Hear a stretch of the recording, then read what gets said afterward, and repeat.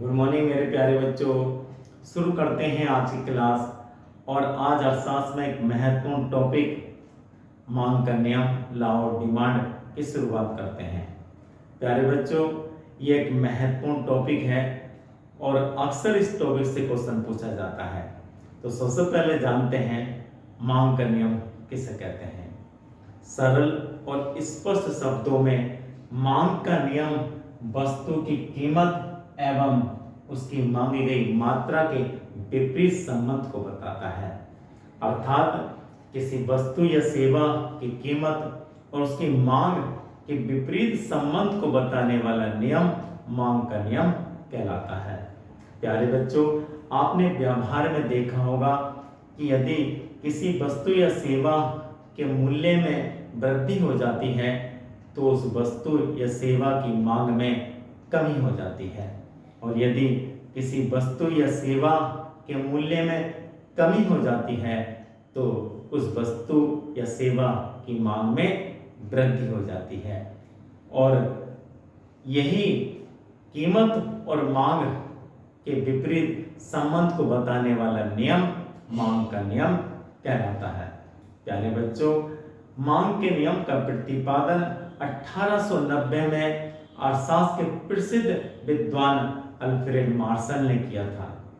प्यारे बच्चों, उन्होंने यह माना है कि वस्तु और सेवाओं की कीमतों और मांग में विपरीत संबंध होता है। प्यारे बच्चों, अल्फ्रेड मार्शल के अनुसार मांग का यह सामान्य नियम है, कीमत घटने पर मांग बढ़ती है और कीमत बढ़ने पर मांग घटती है। प्यारे बच्चों, इस प्रकार मांग का नियम यह बताता है कि अन्य बातें समान रहने पर यदि किसी वस्तु या सेवा के मूल्य में कमी होती है तो उसकी मांग में वृद्धि होती है, और यदि किसी वस्तु या सेवा के मूल्य में वृद्धि होती है तो उसकी मांग में कमी होती है। प्यारे बच्चों, एक उदाहरण के द्वारा मांग के नियम को समझते हैं। प्यारे बच्चों, ये मांग तालिका दे रखी है जिसमें सेब की कीमत और सेब की कुल मांग दिखा रखी है। यदि सेब की कीमत 60 रुपए प्रति किलो है तो उसकी कुल मांग 20 किलो है, और यदि सेब की कीमत घटकर 50 रुपए हो जाती है तो सेब की कुल मांग 30 किलो हो जाती है, और यदि सेब की कीमत और घटकर 40 रुपए प्रति किलो हो जाती है तो सेब की मांग बढ़कर 40 किलो हो जाती है, और सेब की कीमत और घटकर 30 रुपए प्रति किलो हो जाती है तो सेब की मांग बढ़कर कुल 50 किलो हो जाती है। इस प्रकार इस तालिका से ये स्पष्ट होता है कि जैसे जैसे सेब की कीमत घट रही है वैसे वैसे सेब की कुल मांग बढ़ रही है। प्यारे बच्चों, मांग वक्र द्वारा मांग के नियम को समझते हैं। सबसे पहले सेब की मांग किलो में आपको x पर दिखाएंगे और सेब की कीमत रुपए में आप OY पर दिखाएंगे। यदि सेब की कीमत 60 रुपए प्रति किलो है तो उसकी मांग 20 किलो है, और यदि सेब की कीमत घटकर 50 रुपए रह जाती है तो उसकी मांग बढ़कर 30 किलो हो जाती है, और अगर घटकर सेब की कीमत 40 रुपए प्रति किलो हो जाती है तो सेब की मांग बढ़कर 40 किलो हो जाती है, और सेब की कीमत घटकर अगर 30 रुपए प्रति किलो हो जाती है तो सेब की मांग बढ़कर 50 किलो हो जाती है। इस प्रकार जो मांग बिंदु हैं, आप उस मांग बिंदु को मिला देंगे तो ये मांग रेखा जो DD है ये मांग रेखा है, जिसको मांग वक्र कहते हैं, और ये वक्र का ढाल ऋणात्मक है, अर्थात मांग वक्र में बाएं से नीचे की ओर झुकने की प्रवृत्ति होती है। इससे ये स्पष्ट होता है वस्तु या सेवा की कीमत और मांग में विपरीत संबंध होता है।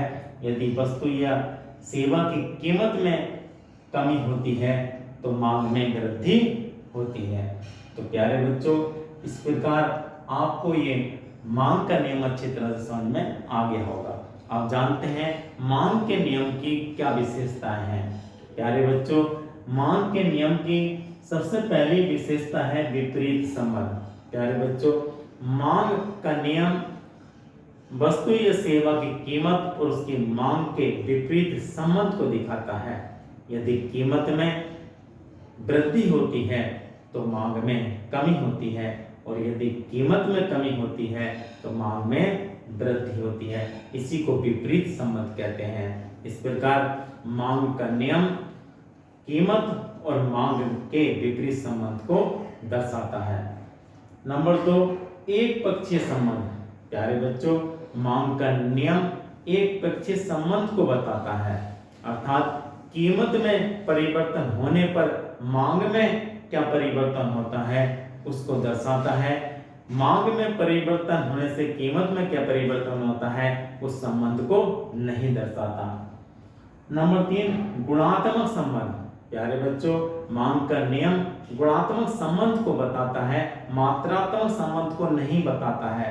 अर्थात मांग का नियम यह बताता है कि किसी वस्तु या सेवा की कीमत में परिवर्तन होने पर वस्तु की मांग में परिवर्तन होता है, लेकिन कितना परिवर्तन होता है ये नहीं बताता। नंबर 4, अन्य बातें समान रहने पर। प्यारे बच्चों, मांग का नियम वही लागू होता है जहां अन्य बातें समान रहती हैं, अर्थात जो मान्यताएं हैं अगर वो मान्यताएं पूरी होती हैं तभी मांग का नियम लागू होता है। अब जानते हैं ये कौन सी मान्यताएं हैं जिसके कारण मांग का नियम लागू होता है। पर एक, उपभोक्ता की आय स्थिर हो। प्यारे बच्चों, अगर उपभोक्ता की आय स्थिर नहीं होगी तो मांग का नियम ये लागू नहीं होगा। मांग के नियम लागू होने के लिए उपभोक्ता की आय का स्थिर होना आवश्यक है। नंबर 2, उपभोक्ताओं की आदत व रुचि में कोई परिवर्तन ना हो। प्यारे बच्चों, मांग का नियम तभी लागू होगा जब उपभोक्ताओं की आदत, रुचि व फैशन में कोई परिवर्तन ना हो। अगर परिवर्तन होता है तो यह नियम लागू नहीं होगा। नंबर 3, पूरक व स्थानापन्न वस्तु के मूल्य में कोई परिवर्तन ना हो। प्यारे बच्चों, मांग का नियम तभी लागू होगा जो पूरक वस्तुएं हैं। पूरक वस्तुएं क्या होती हैं? जो एक वस्तु की मांग के साथ दूसरी वस्तु की मांग स्वतः ही जुड़ी होती है। स्थानापन्न वस्तुएं क्या होती हैं? एक वस्तु के स्थान पर दूसरी वस्तु का उपयोग करना स्थानापन्न वस्तु होता है। जैसे कार के साथ पेट्रोल, ये पूरक वस्तु है, और अगर चाय के स्थान पर कॉफी, ये स्थानापन्न वस्तु है। तो पूरक और स्थानापन्न वस्तु के मूल्य में कोई परिवर्तन नहीं होना चाहिए। अगर परिवर्तन होता है तो मांग का नियम लागू नहीं होता है। नंबर 4, वस्तु की किस्म समान हो। प्यारे बच्चों, मांग का एक ये मान्यता भी है कि जो वस्तु है, जो सेवा है, उसकी किस्म समान हो, उसकी क्वालिटी समान हो। अगर उसमें परिवर्तन होता है तो मांग का नियम लागू नहीं होता है। नंबर 5, भविष्य में वस्तु की कीमत में परिवर्तन की संभावना न हो। प्यारे बच्चों, अगर भविष्य में कीमत घटने बढ़ने की संभावना है तब भी मांग का नियम लागू नहीं होता है। नंबर 6, जनसंख्या व उपभोक्ताओं की संख्या स्थिर हो। प्यारे बच्चों, यदि जनसंख्या या उपभोक्ताओं की संख्या बढ़ती है तो मांग का नियम लागू नहीं होता है। मांग के नियम लागू होने के लिए जनसंख्या व उपभोक्ताओं की संख्या का स्थिर होना आवश्यक होता है। प्यारे बच्चों, आज आपको अच्छी तरह से समझ में आ गया होगा कि मांग का नियम क्या होता है, मांग के नियम की क्या विशेषता है, क्या मान्यता है। अगर कोई बात आपकी समझ में नहीं आती है तो आप कमेंट में लिख सकते हैं। आपकी हर समस्या का समाधान करने की हम पूरी कोशिश करेंगे।